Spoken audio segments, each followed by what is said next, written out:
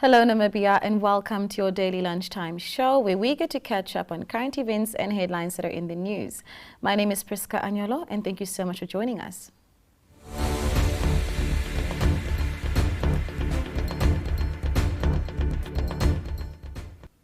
The Parliamentary Standing Committee on Natural Resources will conduct public hearings in Kavango East and West regions from the 23rd to the 28th of September 2021. The hearings are centered on the impact of oil and gas exploration activities on the environment and the inhabitants of the two regions. The committee will meet the Kavango East and West leadership, including traditional leaders, Recon Africa representatives, and the affected communities. The media is invited to cover these hearings as per the program attached here too. For further inquiries regarding the hearings, please contact Mr. Albius Mutonga on +264 612 882401 or 0811 577 303. Moving on. This morning, many of the opposition parties, as well as Herero and Nama Folk, took part in a protest march to Parliament. Representatives of these aggrieved people will hand in a petition at Parliament this afternoon, which aims at having the agreement between Namibia and Germany rejected by Parliament. Moving on to our COVID-19 update for today. Tuesday's COVID-19 monitor zooms in on data about recoveries in Namibia. By Saturday, cumulative cases in the country numbered 126,900, of which 1,328 cases were still listed as active. The overall recovery rate remains 96%. On Thursday, there were less than 1,200 active cases. This total of 1,190 was the lowest since the 8th of April 2021, for example, more than 5 months ago. Two regions make up more than half of the active cases, but it is evident that there are delays again in clearing cases that are 14 days and older, especially in the Khomas region. A total of 364 active cases are still listed for this region, but in the last 2 weeks, only about 100 new cases were reported for the Windhoek district. The Angwena region still has 356 active cases on record, but here the backlog only numbers an estimated 100 cases compared to more than 200 in the capital city. Many of the new cases of COVID-19 continue to be detected among school children, also in Ohangwena. This region has the lowest recovery rate, which currently stands at 89%. Other regions are more efficient at clearing people that cannot transmit the virus any longer. And in some areas, active cases are much less than those reported during the past 2 weeks. This is the case in both Kavango East and Oshadonjupa, which both only have 7 active cases. Usually, this implies that people simply receive positive results for a longer time, longer than the time passed since their probable date of infection. Namibia's fatality rate is 2.74% of positive cases. In the Karas region, this rate is the lowest, standing at only 1.87%. The regions of Khomas and Irongo have the second and third lowest death rates at 2.06% and 2.24% respectively.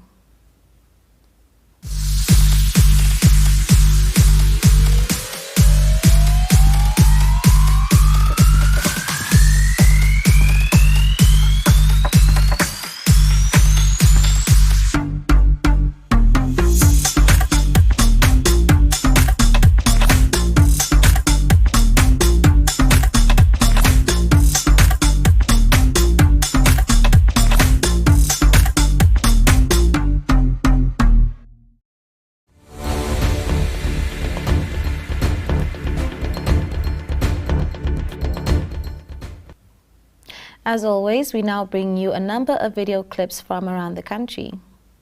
Chief Inspector Haikali Philemon, who deals with stock theft investigations, addresses farmers on some of the challenges encountered when dealing with stock theft in Oshwarongo. Esther Kamati attended and submitted this clip. We're going to experience a lot of problems and challenges.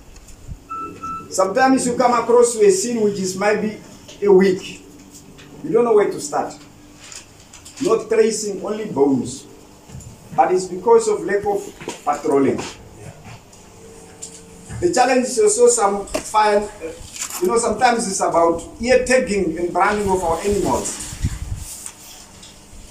The criminals are so smart that they are stealing those young ones, those young cows, tollies, store. They are stealing those ones because they know they are not branded. And once they go, then the thieves are going to brand them. Then it will be difficult also to know if this cattle is belong to you or not.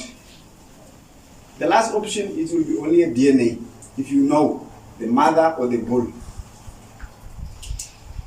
Of course, we got a challenge of the DNA test in Namibia. Currently, there is a company which is helping us. It's a private company whereby the complainant needed to pay off. But the test is being done in South Africa, just for us to have a successful investigation and somebody being prosecuted. Because it's not easy to prove to the court that the particular meat which was found in possession of the suspect really is coming from your farm. The Student Representative Council of the International Training College Lingua visited the Gender-Based Violence GBV unit of the Katutura Hospital, where they donated clothing and small edibles. Enzo Amwele witnessed the occasion. Good day, my name is Laura Shipoya. Along with my colleague, we are SRCs from ITCL, International Training College Lingua. We are grateful and honored to donate goods to the Gender-Based Violence Center. Alright, Malekwa Aipike, social worker, and I just want to say thank you really so much for your generous donation. Many times we have those immediate challenges that really need immediate attention, and we just really want to thank you for the little goodies that you've provided to us. And I know for sure that they will make a difference in the lives of our victims. So please keep it up, and I hope that we will work together again. Thank you.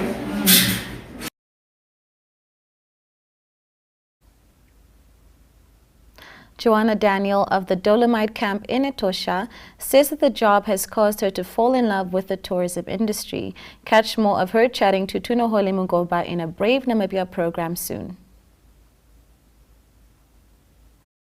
I actually love working for tourism industry, which is the fact that you get to travel and then you get to see a lot of things and meet different kind of people. So me working for NWR actually made me to like traveling, because I didn't like traveling until I met clients which are from different places and different kind of countries.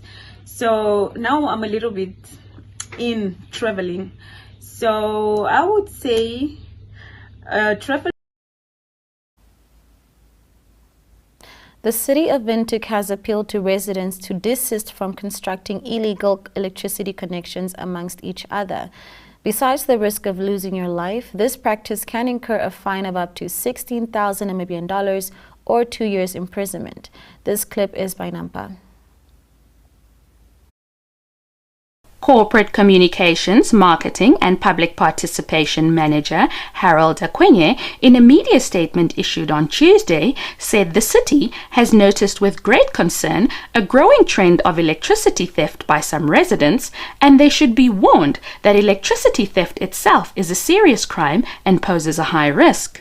Members of the public are discouraged from tampering or bypassing electricity meters because tampering with electricity poses a serious risk to life in electricity infrastructure, which is also a major stumbling block to service delivery in Windhoek.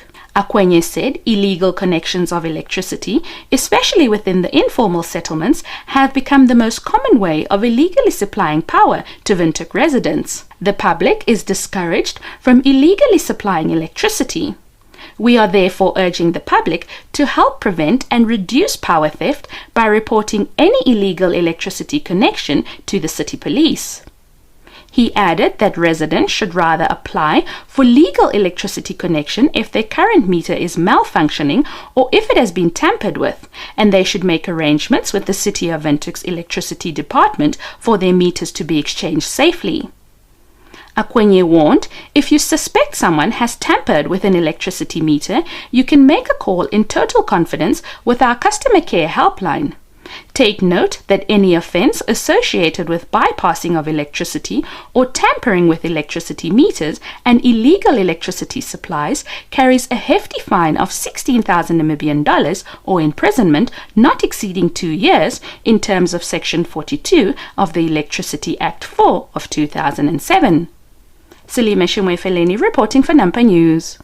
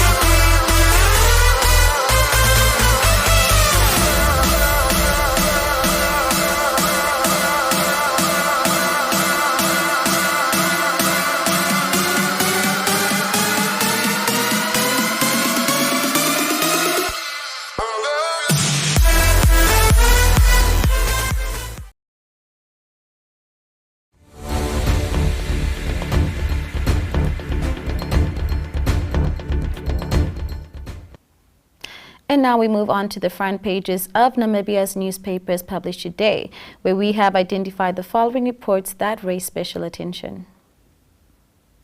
On its front page, the Allgemeine Zeitung today leads with an article about Windhoek's renewed relationship with the German city of Bremen, in this case, specifically the University of Bremen. A visiting professor, Barbara Reinhold-Hurek, paid a courtesy call to Windhoek's Mayor Jabba Mupanda, stressing common projects which are conducted between the University of Bremen and the Namibia University of Science and Technology, also known as NUST, and the University of Namibia, also known as UNAM. The main focus currently rests on waste management and agricultural projects. According to Mupanda, there are various common interests between Windhoek and Bremen. The Namibian Sun leads with a follow-up about the mother who stands accused of having caused her daughter to lose her arm on account of an attack by the 72-year-old lady. It now seems as though the relatively frail woman explained in a first court appearance that her violent behavior was the result of abuse by her daughter in the first place. The woman is due to appear back in court today. The Republican leads the fish rod accused fighting the government's application to the Namibian High Court to join the two corruption cases relating to the accused alleged corruptive behavior and actions that led to massive abuse of and lost income to the Namibian state enterprise Fish Corps and the semi-government joint venture Nangoma that involved Namibian and Angolan interests. The presiding judge, Christy Liebenberg, will announce his decision on the 6th of October 2021. Amid the Namibian President Dr. Hage Geingob having left for New York to attend the UN General Assembly, the Namibian reports on its front page that the Namibian Minister of Health and Social Services has expressed his dissatisfaction about the fact that what he terms the West seems to be politicizing the vaccination drive by not accepting all of the vaccines available in the world. The consequence is that they regard countries from Africa and other parts of the world as being not vaccinated on account of them following vaccination programs that the Western countries do not accept or acknowledge. On its front page, the New Era reports that the Secretary General of SWAPO, Sophia Shaningwa, has displayed an outburst, raging against the chairperson of the Electoral Commission of Namibia, Notemba Shipoya, who had conceded during the past week that the ECN had wrongly declared the SWAPO candidate Kampota Shiwana as winner of the Ndonga Linena election. The disputed election result had later been declared as null and void, but Shaningwa seems to prefer that the SWAPO candidate be referred to as the winner, even though a court ruling had ordered the nullification of the constituency election. On the front page of today's Market Watch, you can read about the current state of the property market in Namibia. According to this report, the current environment is such that investors should seriously consider buying property on account of the cheap selling prices. While the market deflated last year, it is now inflating again, so this is the perfect time to still invest relatively cheaply. The Zone on its front page tells us more about Ndatumulukwa Haikali, who is on a mission to make agriculture fashionable for young people and to eradicate youth unemployment. Haikali is a part-time farmer and the executive chairman of Youth in Agriculture.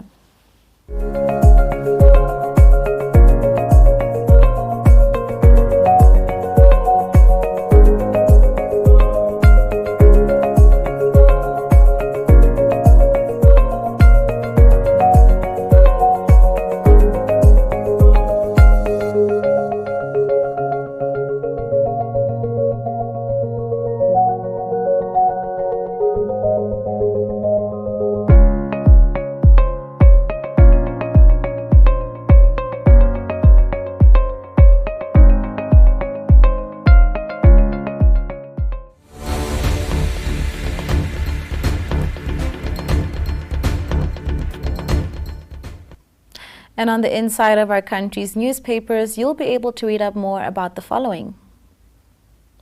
On its page 3, the Allgemeine Zeitung reports that a representative of the Canadian oil exploration company, Reconnaissance Energy Africa, also known as Recon Africa, Dr. James Granith, has confidently announced that the seismic study, which caused huge concerns among environmentalists, is likely to be extended for another 450 kilometers, even though that contravenes the EIA and the environmental clearance certificate that had been issued in terms of the EIA.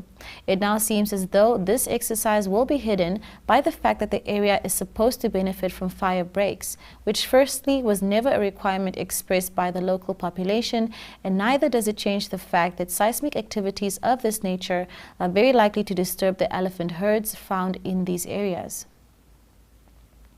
The Namibian Sun has an interesting article on page 3 about the town council of Rehoboth that has told a Chinese mining company to get off their land unless they pay their outstanding municipal amount, which has accumulated to a total of 15 million Namibian dollars for leasing of land and electricity supplies. On page 3 of the Republican, you can read up about NamWater that has indicated that towns that have accumulated huge debt will in future have to pay cash upfront for water supplies. Apparently, the water utility has outstanding accounts to the tune of 350 million Namibian dollars, and they have already brought their account management in line with that decision for 8 town councils, among them Rundu.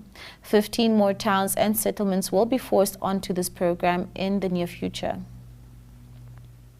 The Namibian on its page 3 brings us an article about the fact that the RCC seems to be plunging into what they refer to as a 100 million Namibian dollar hole.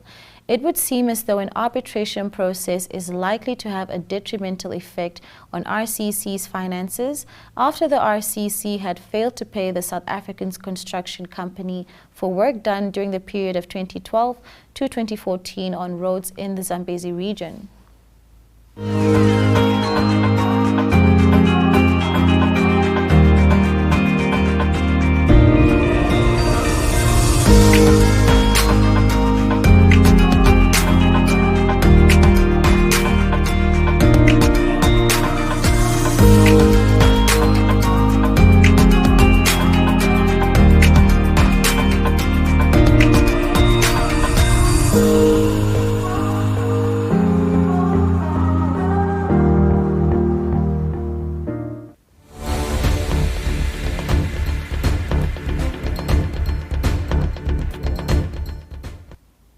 And with that, ladies and gentlemen, we have reached the end of today's show. Thank you so much for watching NMH at 1, and please remember to keep yourself safe and to remain healthy. Goodbye.